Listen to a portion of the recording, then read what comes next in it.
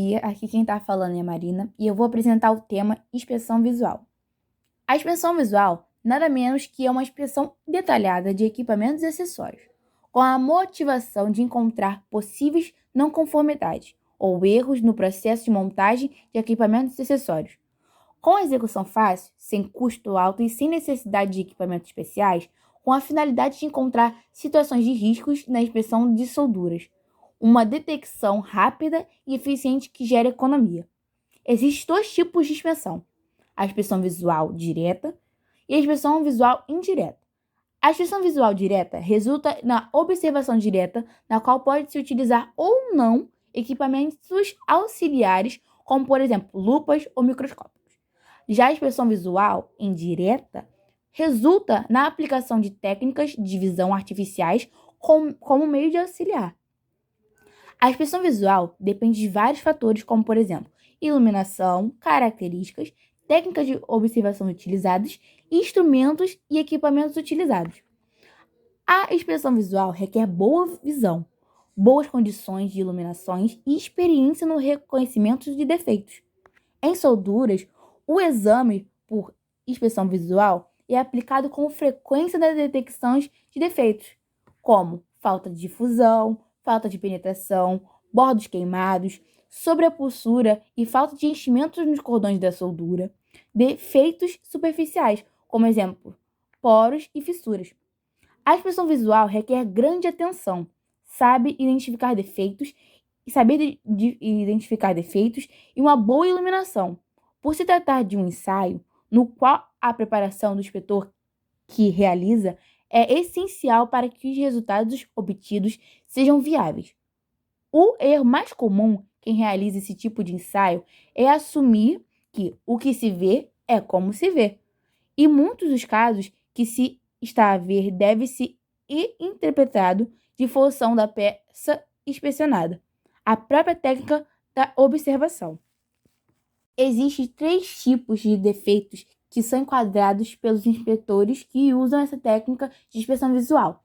Esses 3 tipos de defeitos são enquadrados são adquiridas, transmitidas e atatívicas. As adquiridas são defeitos estruturais provenientes da ação de elementos externos, como, por exemplo, a poluição atmosférica, umidade, gases, líquidos corrosivos e vibrações excessivas provocadas pelo uso indevido da estrutura.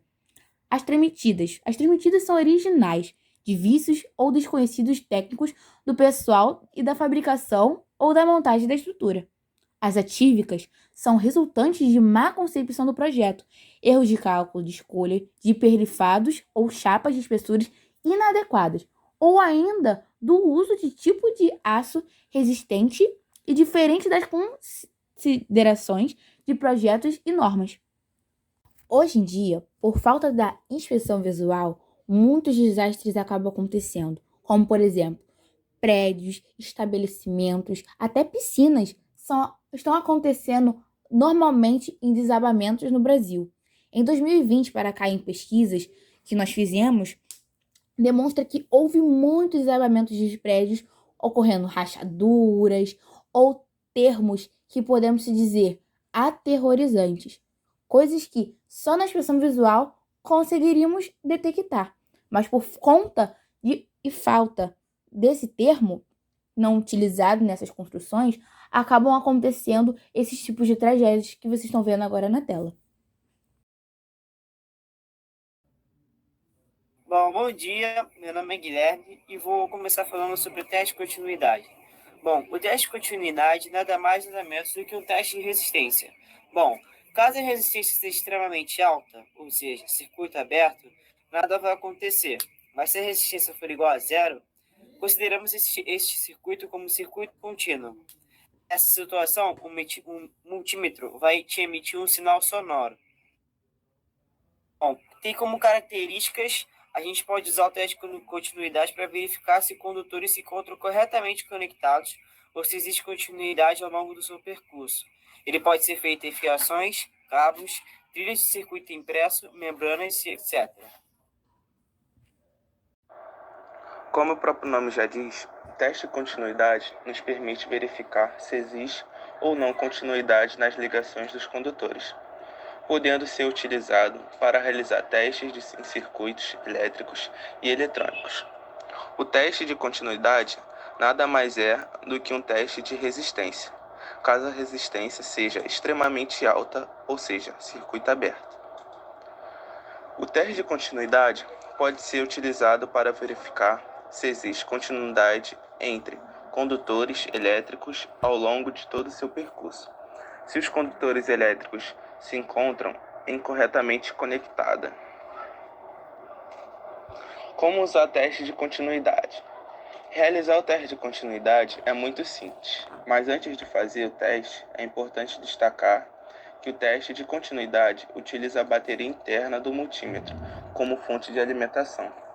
Portanto, ao realizar o teste de continuidade, é fundamental desenergizar o circuito ou desligar o componente que será testado. Ou seja, jamais devemos realizar os testes de circuitos em componentes energizados. Após ter desenergizado o circuito ou desligado o componente, faça o encaixe das pontas de prova corrente. Fique atento a outros multímetros que possuem mais que 2 bornes para conectar as pontas de prova. Oi, bom dia. Meu nome é Davi Pani e eu vou falar sobre tipos, características e finalidades do teste de isolação. Ensaios de resistência e de isolamento são usados para verificar e demonstrar a integridade da fiação elétrica e equipamentos. Estes ensaios também podem ser usados para avaliar a degradação ou danos no isolamento da fiação e localizar falhas dentro de arranjos fotovoltaicos e outros circuitos de sistema. Chamamos estes ensaios de testes de isolação elétrica, mas tecnicamente são chamados de ensaios de rigidez dielétrica. Com luvas e mangas de borracha que nos isola, calçados e capacetes de segurança, temos os ensaios em equipamentos de proteção individual. E para o teste de proteção coletiva, usamos mantas e tapetes isolantes de borracha, ferramentas manuais, varas de manobras e outras coisas. Importante dentro de um trabalho de prevenção. Isso porque permite a verificação da resistência do isolamento de motor e do gerador elétrico. Além disso, os testes de isolação são importantes para proteger e prolongar a vida útil dos sistemas elétricos e dos motores. Os testes de manutenção periódica podem fornecer informações valiosas sobre o estado de deteriorização e ajudarão a prever possíveis falhas no sistema. O reparo de problemas não somente criará um sistema sem problemas, mas também prolongará a vida útil do sistema operacional de diversos equipamentos. Os testadores de resistências de isolação podem ser usados para determinar a integridade dos enrolamentos ou cabos em motores, transformadores, mecanismos de distribuições e instalações elétricas.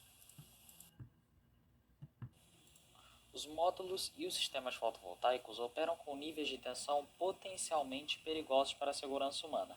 Nos módulos fotovoltaicos e nas instalações há uma grande preocupação em proporcionar isolação elétrica entre as partes ativas, que produzem potenciais elétricos, das partes que terão contato direto com pessoas, molduras, cabos, caixas de junção de vidros. Uma medida importante da isolação elétrica de um módulo fotovoltaico é a sua resistência de isolamento. Bom dia, meu nome é João Caesa e hoje eu vou falar sobre validação cruzada. A validação cruzada é uma técnica para avaliar a capacidade de generalização de um modelo a partir de um conjunto de dados.